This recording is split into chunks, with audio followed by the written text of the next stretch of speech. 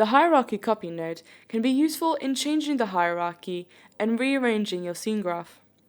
While not a content creation application, Katana does have the ability to transform, edit, and duplicate objects.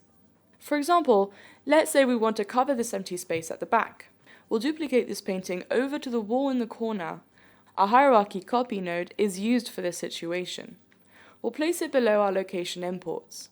In the parameters, insert the source location, which is the path of a painting we want to duplicate, in this case SDR frame large 01.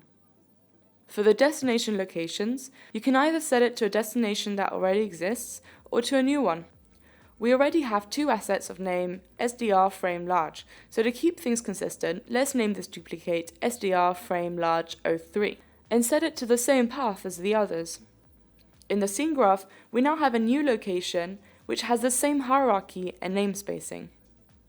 Looking in the viewer, this asset is now duplicated, but it's at the same position as the source location. Before we transform the frame to the other wall, let's quickly go over the other parameters in the HierarchyCopy. In destination locations, there's the option to set multiple locations, in which case one copy will be created in each of those locations.